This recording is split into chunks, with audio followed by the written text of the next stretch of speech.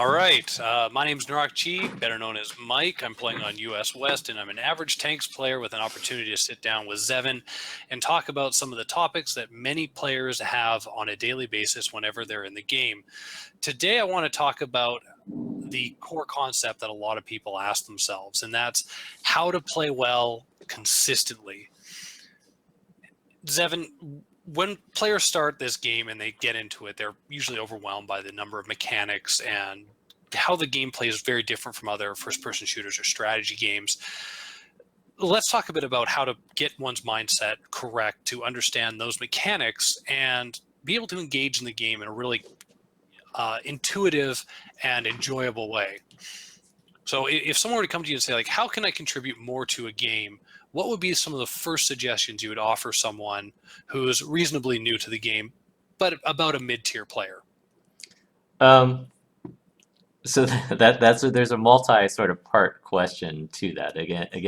I think the first part, as you sort of noted, is that it's a really complex game, and I think the difficulty that people have a lot of times, especially newer players, is this idea that it's not just a first-person shooter where you run around and whatever you can click on gets damaged. That's just not the way that this game works. And there's a lot of sort of subtle rules that are involved that regarding the vision mechanics and armor angling and armor layouts and things like that. And the different guns have different penetrations, and the different shells have different properties. So I think whenever I hear questions which basically boil down to how do I play better, it really is dependent upon what sort of how much experience you have in the game.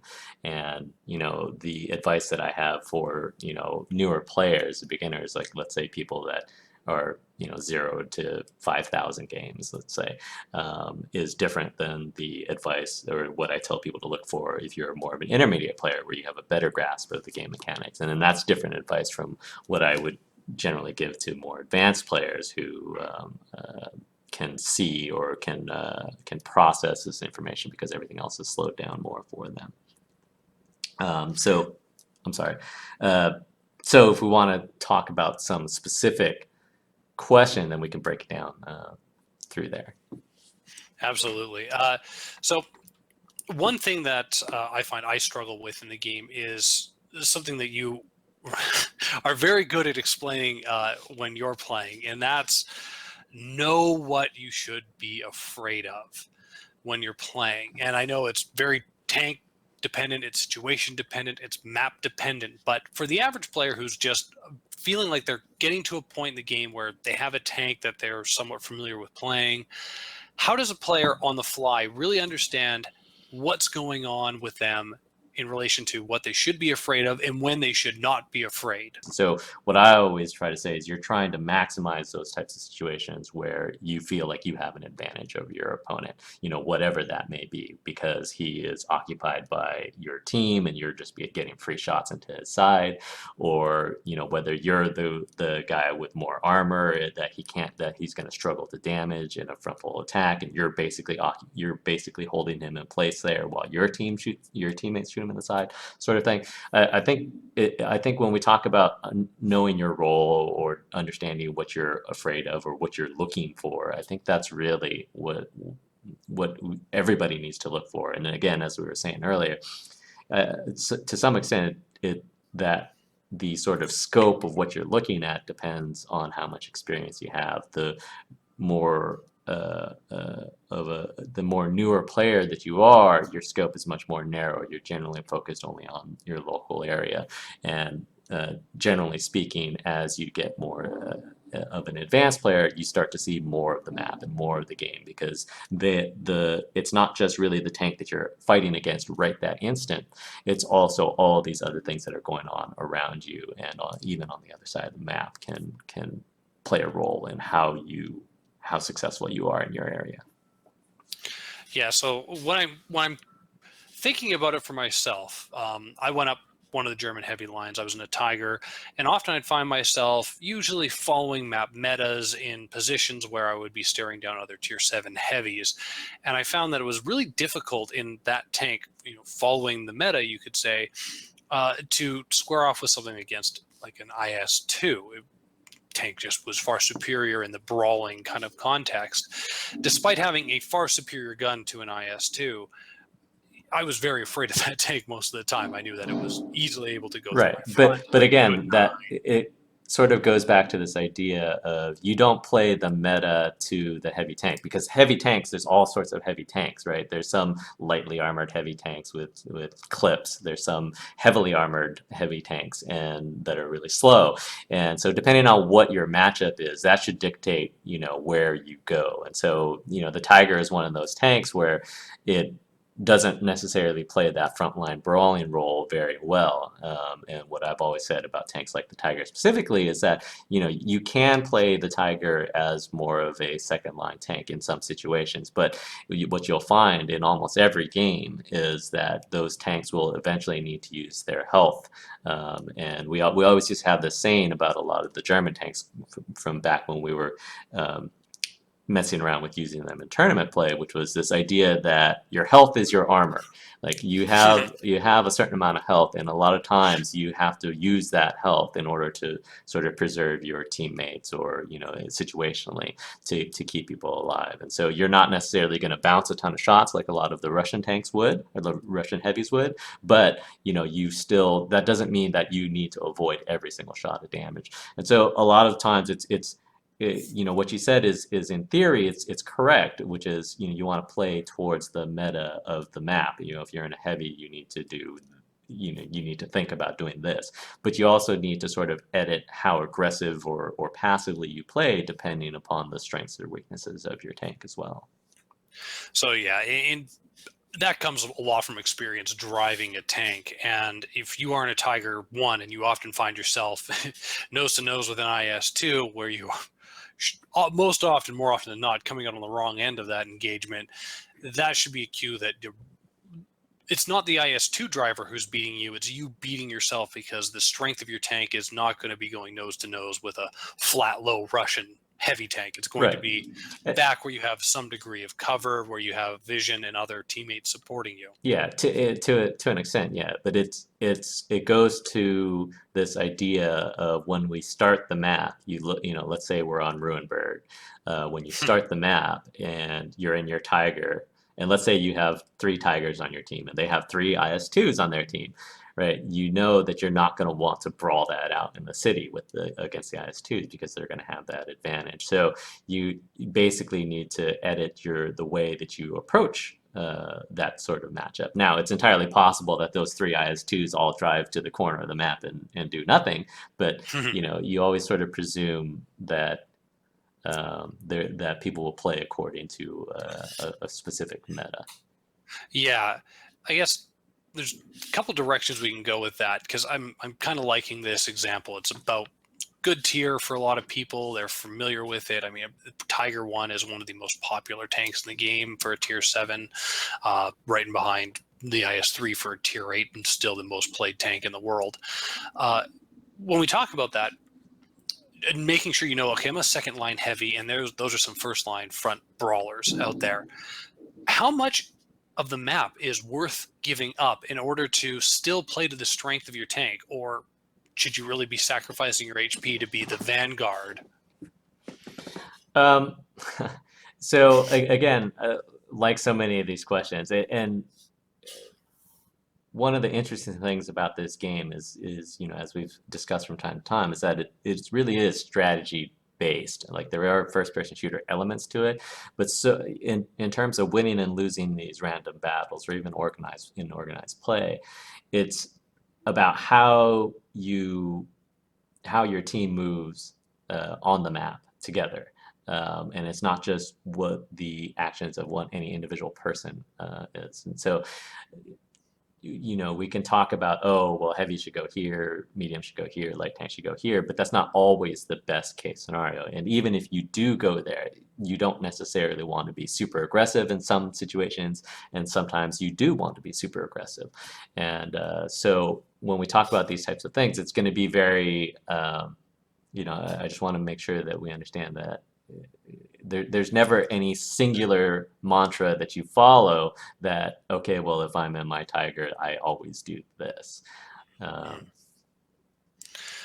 I guess when I think about it, I try and bring into my head this idea of teams are often like, we had a lot of not marmots where I grew up, and they would be in very large groups. And if someone got close to them, they would scatter in some type of predictable pattern, but not always. One or two would go off in some way. Of course, when you talk about species and how they can preserve themselves, one good way is to stay in a group. But the couples that go off, those tankers that don't realize going off solo is a bad idea, how much pressure should you have as a player to say, that's a lane that's worth defending, even if we only have one guy there? I'm going to flex over and support that. Or is that going to be entirely dependent upon future scouting or personal skill level? Talking about a new player, maybe they should go over and defend and get their hands dirty, but an intermediate player is going to play more of a second line role while they're watching how the rest of the map develops. No, I mean, I think that's sort of an interesting scenario, and it's this idea of, how much do you lone wolf as opposed to, in an effort to win a side as opposed to just sort of going with the flow. And that's, we have a couple of YouTube videos along that line, but like if you watch the stream, you'll notice that I'll do what people would consider hyper aggressive moves if I feel like an area is particularly important to win.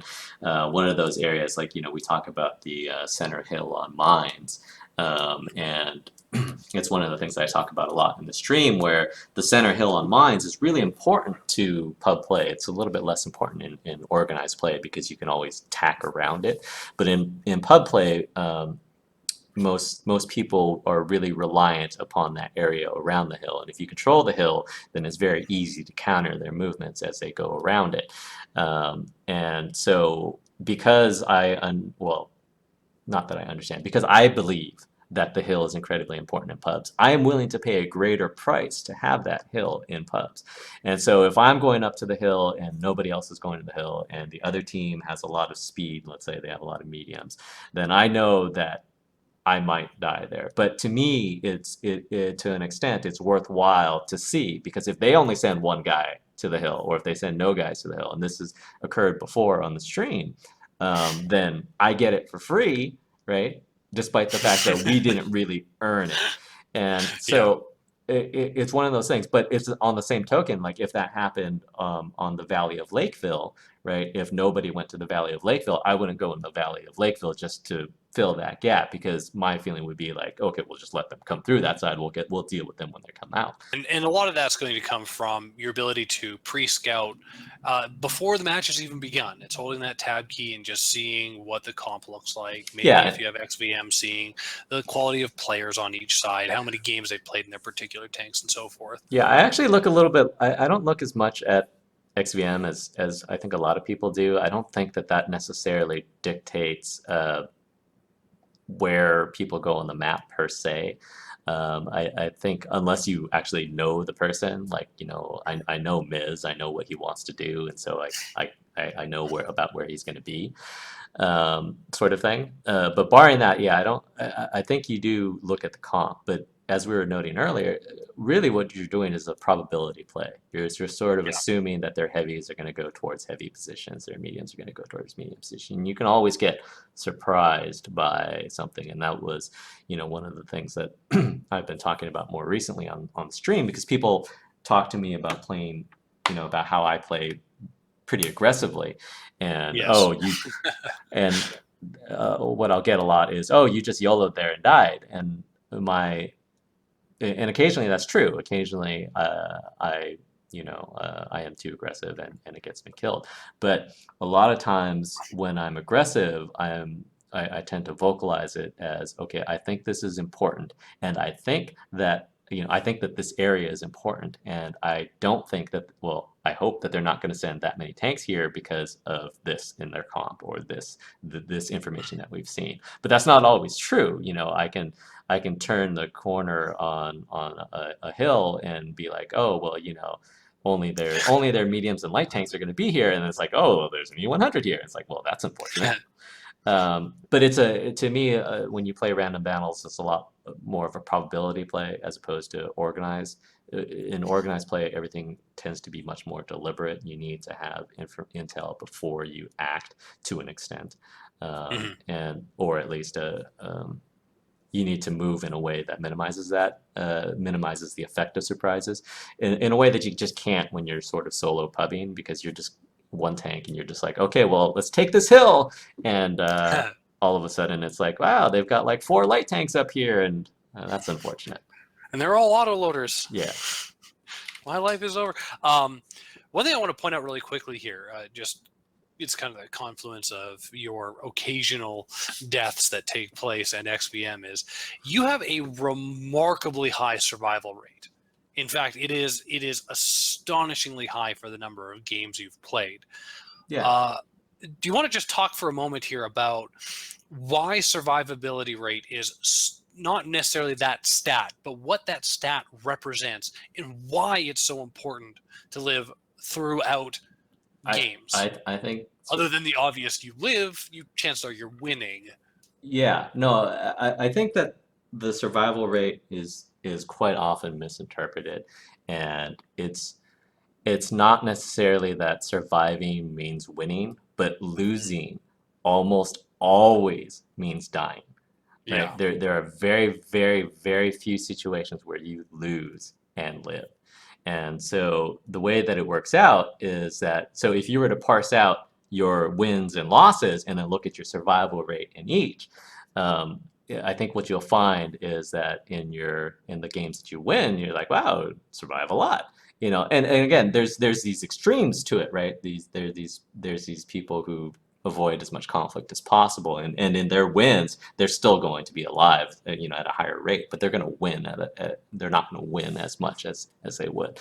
And Yeah, so that's one thing I've noticed with the numbers is you look at people about a 50% win rate, they have a 33% survival rate, right? If you want to just parse that out, if you're winning half of your games, you're only living 50% of the time of those games, whereas the games you're losing, you're dying every single time. right. But as that ticks up, it's amazing. You get players that are 56% win rate, and they go from a 33% survival rate to a 40% survival rate. And then someone like you, where I think you're clicking along at about a 58% or 60% survival rate, something absolutely asininely Well, high that most people and look at again, and just be like, that's what I'm what? saying, is that I don't, to me, and I feel like I play very, well, pretty fairly aggressively, particularly as a solo pubber. And so the reason why I have a high survival rate is somewhat twofold, but is mainly because I win. Like, because in games that I win, or because I have slightly above 60% win rate solo. And in those games, I tend to survive. But again, like, I think that if you look at the breakdown between wins and losses and survival rate, like, it'll become very obvious, like, why you're surviving, as opposed to, oh, my surviving caused me to win. No, that's not really the case. It's the fact that you didn't lose meant that you didn't die.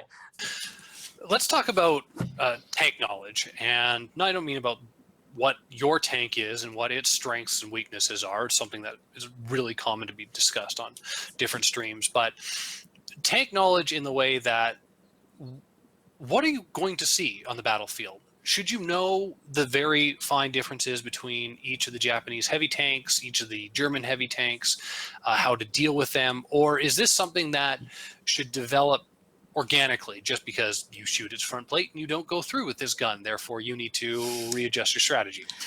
Yeah, again, I think this goes back to this idea of, I think it's different for newer players, intermediate players, and advanced players, and so we'll kind of address it on each of those levels. So let's start with new players, because this is something that a lot of new players, and just how the tier system is laid out in this game, is armor, I don't want to say is irrelevant, but has a very minimal impact for the first probably 5 tiers. It's not until you're into about tier 6 where you're seeing adequate enough armor to be annoying to deal with, Right. where your shots are not continually going through with standard rounds.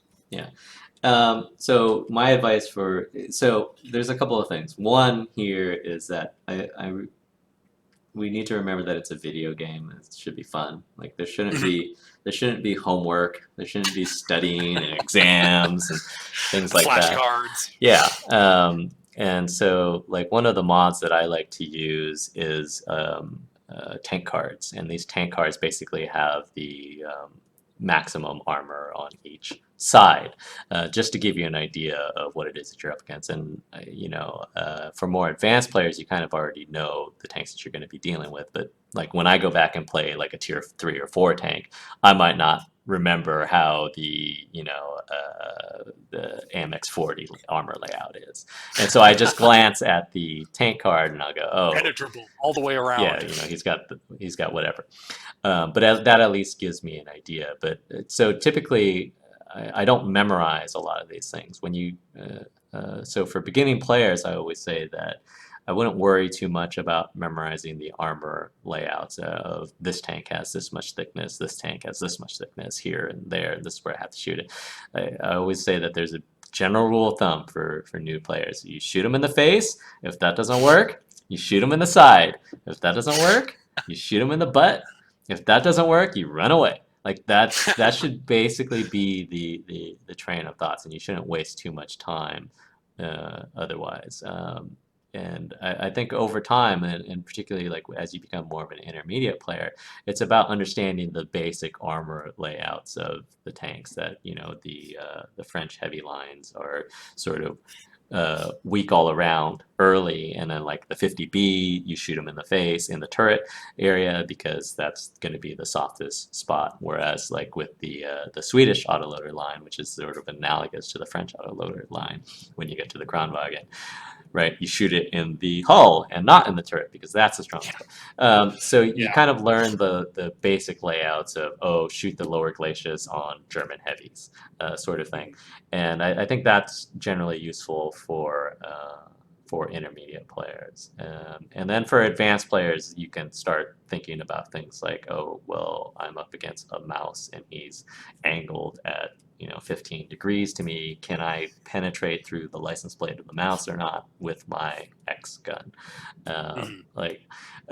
Up until that point, though, I don't think that you need to worry too much about the memorization or the math. I think it's more, as you're saying, I think it is a little bit more organic. And I think that most people would rather it be that way because it doesn't involve a lot of outside research and things like that. To build a bit on that point there is that comes down to reflection, right? Where if you're in a match, you've got to be able to, at the end of it, I shouldn't say got to, it's not a pronouncement, but it advantages you as a player at the end of a match to look back on the decisions you made, whether that was taking a particular hill, and we've seen some absolutely hilarious videos out there of people cresting hills with a little too much velocity and ramming themselves to death on a rock because they didn't realize that rock was there, through what shots were penetrating and which ones weren't. And when you reflect upon those decisions you make, rather than just being, oh, the game's done, on to the next one,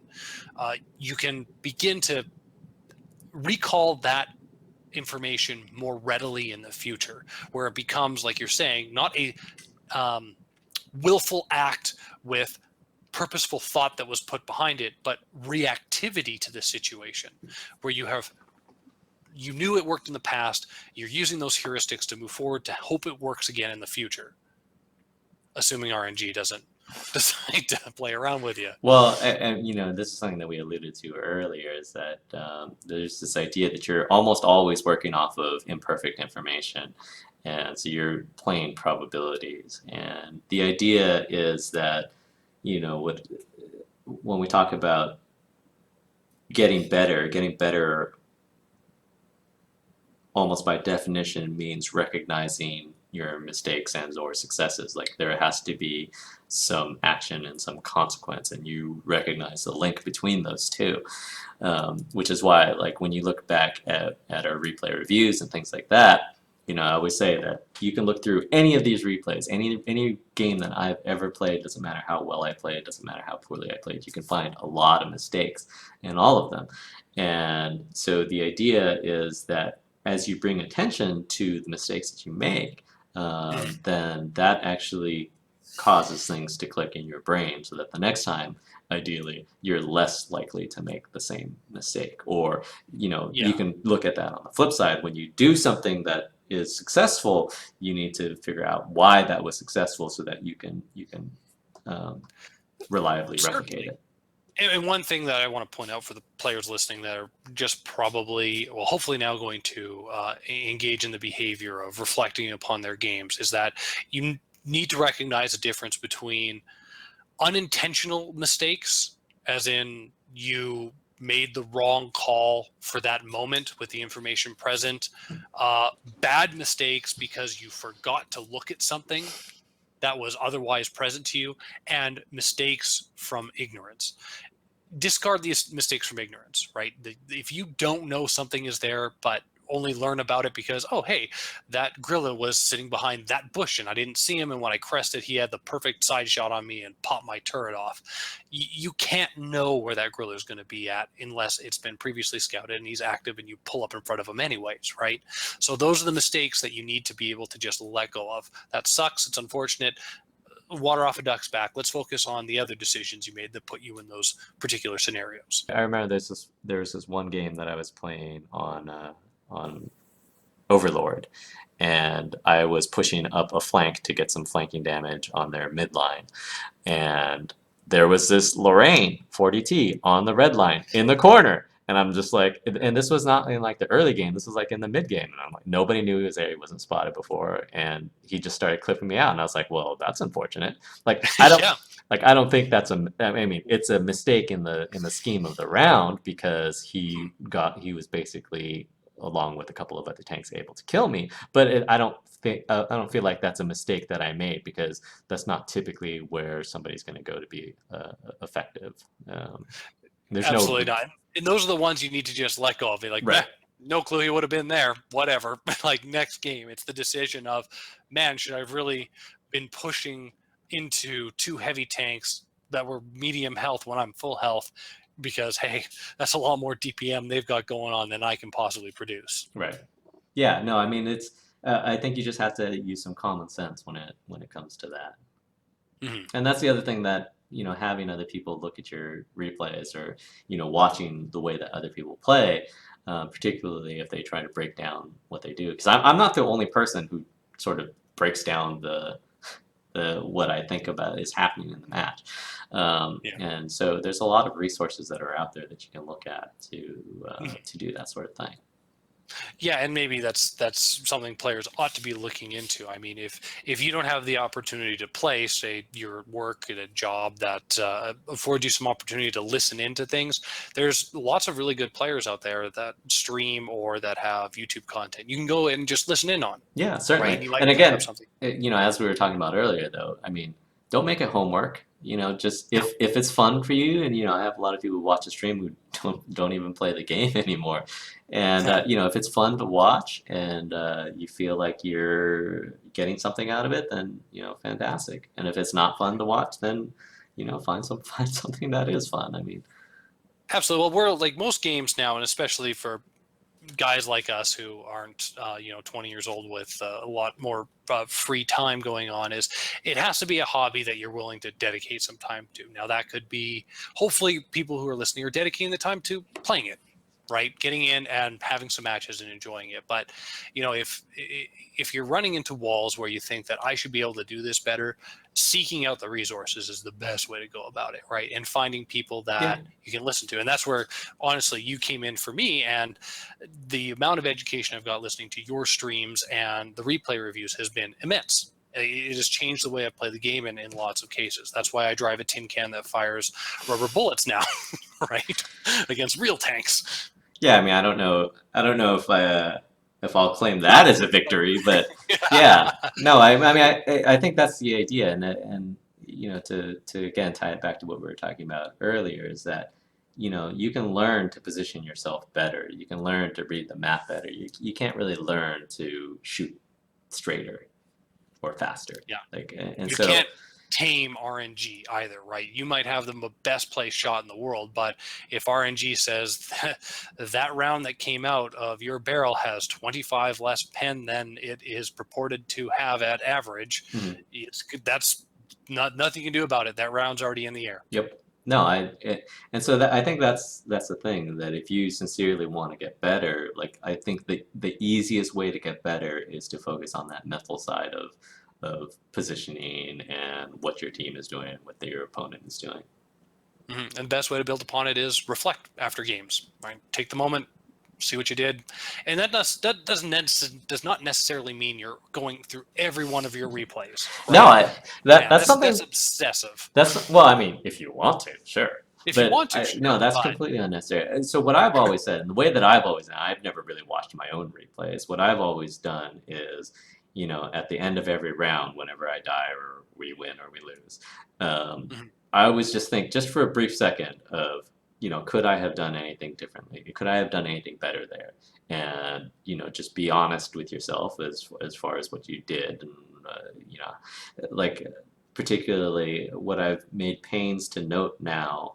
One of the things that I didn't necessarily do early on in the stream is not just tell you what I did well, but in those rounds where I was sort of middling around or not being as aggressive or as on point as I needed to be, I try to point that out as well. Of, I didn't do a whole lot in this game because of X, Y, Z. And I think that understanding that, not necessarily on an in-depth basis, but just in a generality of, okay, we won this game, but I didn't really contribute that much, and then whether there's a reason for that or not. I think that helps in terms of improving in the next situation.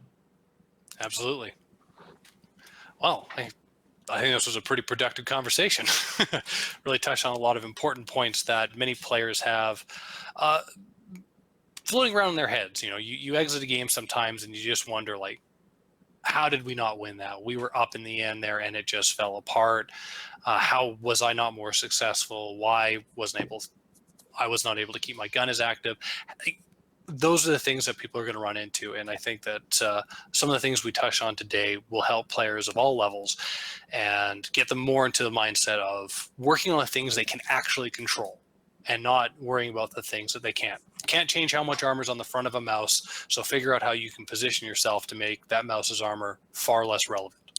If you have any questions, feel free to contact either myself at NROKCHI, Narakchi on Twitter, or Zeven at Zeven, ZEVEN_NA, posting your questions for us so that we can explore them in greater depth on a future conversation. On a future conversation? What the fuck does that mean?